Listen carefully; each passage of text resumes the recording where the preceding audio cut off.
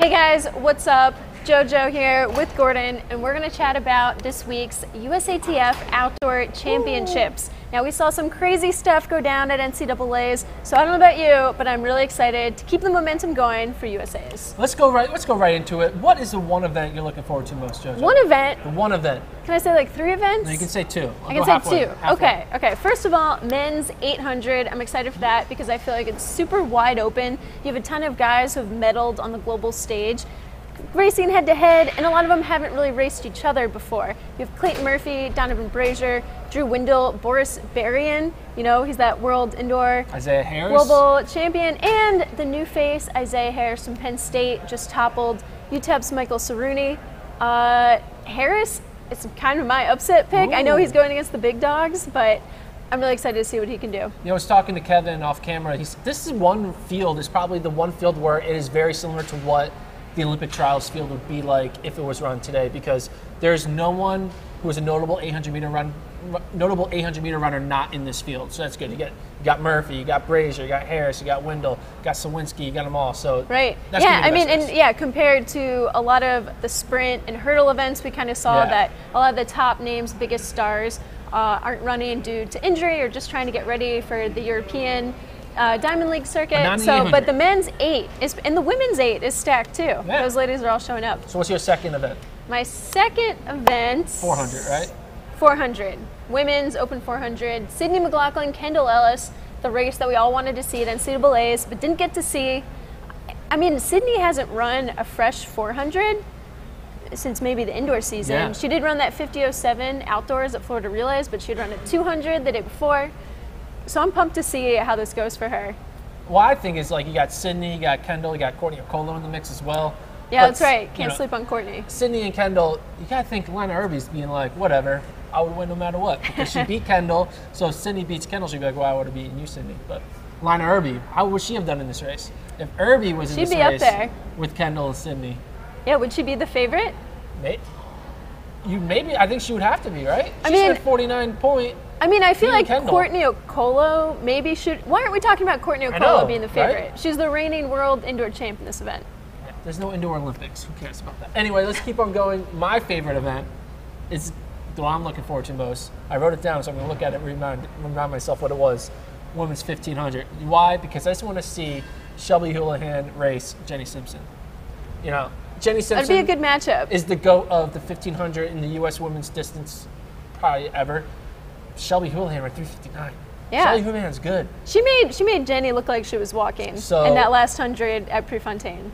Can she do that again? I mean, I liked Simpson because of the veteran factor, and she's been doing it more often than Shelby. But Shelby's a gamer. She's the up-and-coming. Shelby, this might be the changing of the guard in a way. Maybe not this year, but, you know, you got to imagine, you know, Shelby's going to be all on fire the next 3 years once we get into a new Olympic cycle. So. I mean, I still wouldn't bet against Jenny. She's run 4 straight U.S. titles. She's medaled 4 times at the Global Champs.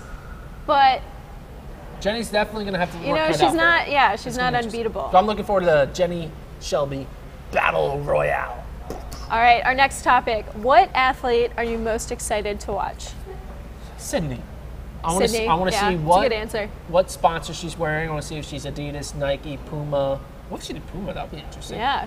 Brooks, New Balance. All those, you know, Skechers, Starter, you know. Tevas. Crocs. You know, they got them all. Fleet. But I'm looking forward to that because obviously, I'm just going to say it. I think it's more exciting to watch her run a 400 than a 400 hurdle because... Well, she dominates everyone in the hurdles, so it's almost like done. Okay. And she's good. We know she's really good in the hurdles. I just want to see her throw down a 49 low and be like, watch out, Allison Felix. I'm the queen of the 400. Right. I mean, it means something that she's chosen to do the flat 400 for her pro debut and not the hurdles, because you would think, okay, pro debut, I want to do well. Let me stick with the hurdles. But, I mean, maybe going off into her sort of off event, it gives her a little more room. If she doesn't win, it still could be a win for her. I still like to think that Sydney should be a 400 meter runner and not a 400 hurdler for just marketability purposes. But do you think there's any time that she can run in the open 400 that would convince you to be like, give up the hurdles, be a 400-meter runner? Is there a time she can run? No, because I think she's so close to the world record for 400 hurdles that people are always still going to, until she breaks it, people are still going to want to see her run the hurdles. So if she goes out and runs 48.9, you'd be like, you're still a hurdler? Woo, 48.9. That'd be fast. That's what I think. I don't know. She might run 48.9. She might run a 49. I mean, she is clearly a dual event athlete, right? She's good at the 400. She's good at the hurdles. I think everyone's still going to want to see her break that hurdle record. The athlete I'm excited to watch, you already mentioned Shelby Houlihan. She was one of my athletes because she's going for that 1,500 and 5K double. That's going to be fun to watch. And especially if she wins the 1,500 over Jenny, the path to the 5K title is a lot easier. So she could potentially be a double champ at USA's. I mean, she's very likely to be one. I mean, obviously Jenny's the main roadblock. Right.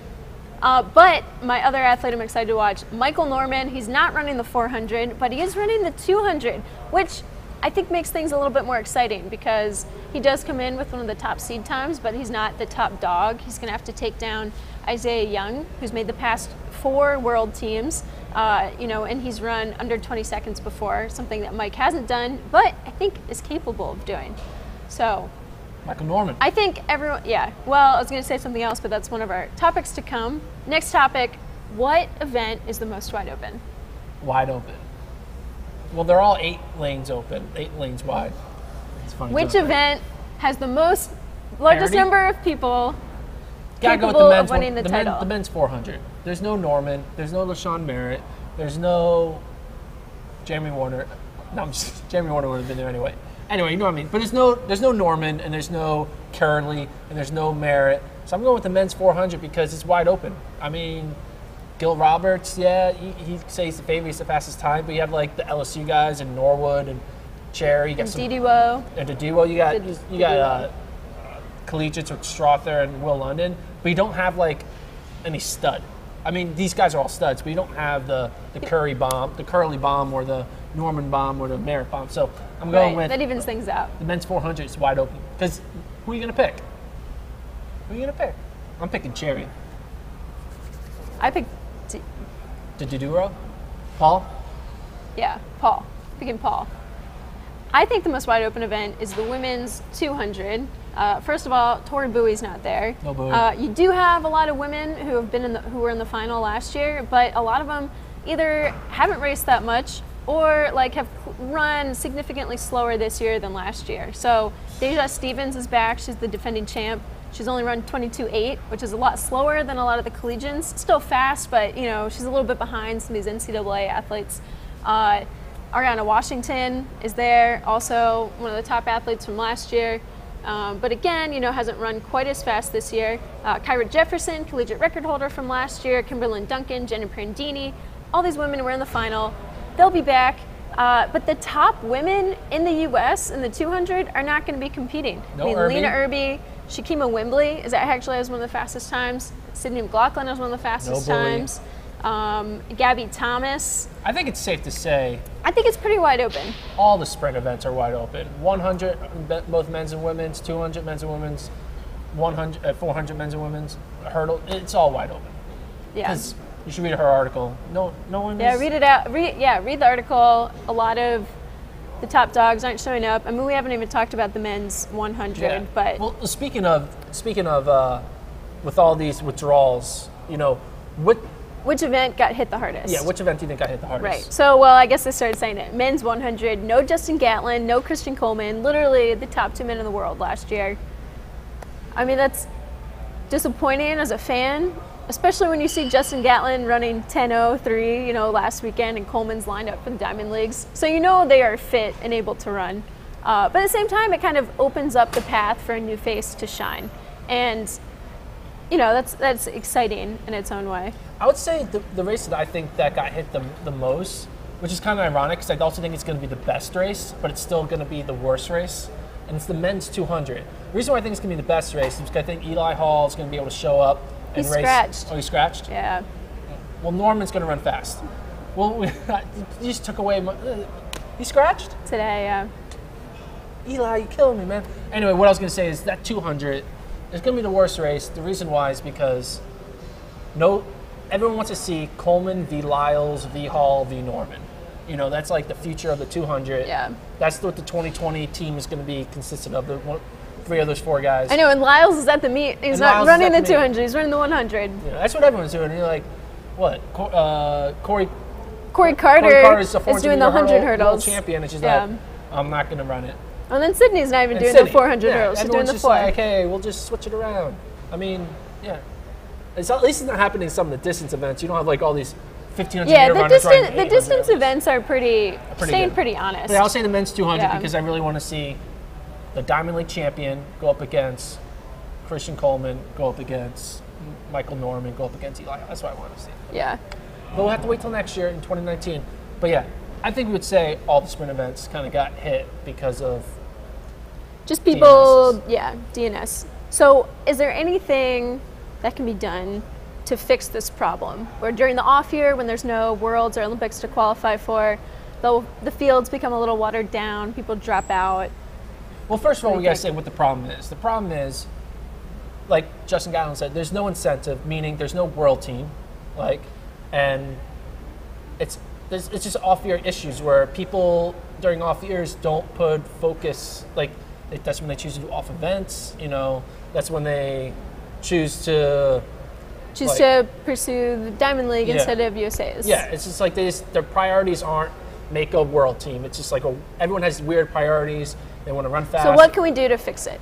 Well, obviously money is what you do. But the problem is there more money to put into it? I mean, right now, USATF is giving out $1 million in prize money. Total. So $8,000 if you win. $6,000 if you get second. Divided up all the way to 7th place. Yeah, when you have 40. Which is not that far off from what you win in an individual Diamond League meet. I mean, you win $10,000. And it's crazy because $1 million is a lot of money, but the problem is when you have 40 events, 20 men, 20 women, and you want to pay out people in the top 7, that $1 million gets chopped up into really small increments. And so, you know, I think that maybe a way to do it. I mean, what if they only paid the top 3 people? What if they took that money and only paid the top 3 people? I think that might be that would be a good idea. I think maybe just pay the top 1 person. Whoa. Right? So how much would that be? You get $25,000 per person. That would change things. Change things dramatically. That would be different. Right? Yeah. Why not? Do we need to reward the 7th best hammer thrower, or just put it all on the top guy? I still like the idea of paying the top 3 out instead of just the 1. But what about the 4th placer? You're just gonna hit him hard? Like you don't. Well, the top 3 is always what it is because that's who makes the world team, makes the Olympic team. I think, to be honest, maybe this is crazy thinking. Maybe you don't have the meet during the off year. During off year, why have a meet? Why have a national championship?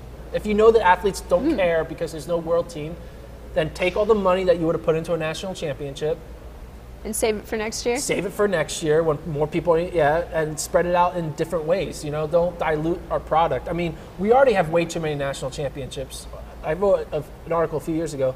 I think there's over 110 or maybe 120. Oh, with like all the national championships. With all the road championships, USATF puts you mean? on. Yeah, you know, because at this meet alone, there's gonna be 40 plus national champions. That's a lot. And then indoors had like 30 plus, and then you have. Well, that's how many track events 20 different road events, and then you have, race walking, all this stuff. It's a lot in a year. You can crown 120 national champions. Maybe we should crown a few, a little less. Maybe that will put more money into more important moments. We'll see what happens. Let's move on to our next topic. Let's talk about under the radar. NCAA athlete under the radar. Everyone's talking about Norman, Sydney, Kendall Ellis. Shania Collins, might be saying her name wrong, from Tennessee. Ooh. She actually ran, completely overlooked because there's so many good women, sprint women in the NCAA, but she ran 21:97 at the East Prelims. In a hurricane. It was wind dated, but it's the fastest ever all conditions time for an NCAA woman. She only got 8th in the 200 NCAAs and I believe 3rd or 5th on the 100. I felt like she ran better in her prelims than she did in her finals. But she's someone who obviously has the talent, and I think she could break out once she gets to USA's. She could be like the Kyra Jefferson of NCAAs last year. Yeah. When no one was talking about her, then she shows up and runs the NCAA record and beats I think Ashley Henderson from San Diego State is the same way. Had one. I mean, she almost broke. She had won the 200 indoors. You know, it was 100th off the collegiate record before Gabby Thomas came and broke the college record in the next section. So she's someone who's obviously also hugely talented. Didn't really execute the way, you know, she could have at NCAAs. I think both of those women are going to come out and be some of the stars we talk about, especially in the 200, because, like we said earlier, a lot of the top NCAA women are not entered, and a lot of the pros have had a slower start to the year than last year. So you're going with Ashley Henderson and Shanae Collins as your under the radar. You love picking two of all these. I'm only going to pick one. I'm going with David Kenzira, the hurdler. Ooh, he almost beat Grant Holloway. That was crazy. If you almost beat Grant Holloway, you almost are amazing. So he might. We probably are amazing. I mean, no, you know, because beating Grant Holloway is dominant. He's now 4 for 4 in hurdles. So I think he's a 49-second 400-meter hurdler. I can see him making a final in both and maybe flirting with a win. And no one's talking about him, so. That'd be exciting. Illinois, represent. Next Monday, what is going to be the biggest headline coming out of the championships? Biggest headline is going to be Sydney signs with blank. Yeah. Are you sure that won't be the biggest headline on like Thursday or Friday when she does her first prelim race? That's a good point. No matter results, will Sydney's sponsor stay the biggest story of the meet? I think it's possible. I think it's possible, yeah. Especially if she ends up signing, like, not with Nike or Adidas, with one of the smaller brands. I think it becomes a bigger. If it was Nike, it's not a story, because everyone's expecting Nike. But like when Cheserek signed with Skechers, that was a much bigger story than if he would have signed with Nike. I think if she signs with Adidas or Nike, it's kind of like par for the course. But if she signs with anyone other than those two, that'll turn some heads. Yeah, and I think, I mean, going into it, that's one of the things, in addition to the results, we're most excited to see. Like, what's Sydney going to show up wearing? What's Michael Norman going to show up wearing? All these kids like a red carpet, who have just graduated. Yeah, kind of. The blue track carpet, right? And I think Norman is going to be the biggest story, because right now we know him as a 400 guy. But he actually has a ton of experience running the 200. He just hasn't run it as much in college. I mean, he almost made the Olympic team in the 200. Yeah. He was fourth, Yeah, right? people forget about that. He was fifth. He was fifth. Okay. Yeah. But if two people, one scratched, right? One was going to Lyles was fourth. Lyles was fourth. Well, yeah, exactly. Fourth and fifth, boom. So yeah. I bet he runs under 20 seconds, wins the whole thing, and everyone realizes, wow, this kid is a double threat in the 2 and the 4. Meanwhile, Lyles and Coleman and Hall are thinking like, all right, Norman. Well, Lyles and Coleman will be ready for him on July 5th at the Diamond League meet. They're all supposed to race the 200 together. We should just give the winner of that, the U.S. title. The U.S. title. That's what we should do. No, it's their fault. They should have shown up. No money, right? There's probably a lot more money for the lasagna. They're getting appearance fees. For the lasagna? Lasagna. They get free lasagna in the meet hotel, appearance fees. You know what? That's what Des Moines needs. Free lasagna dinners for all the athletes. And then they'll come. On that note, we're going to close up today. We'll be in Des Moines starting on Wednesday, covering the press conference, and then covering every meet, every second of the meet, and live updates, getting athlete interviews. We'll be doing a couple of podcasts while we're out there. So stay tuned to FloTrack for all of your content needs. Stop it.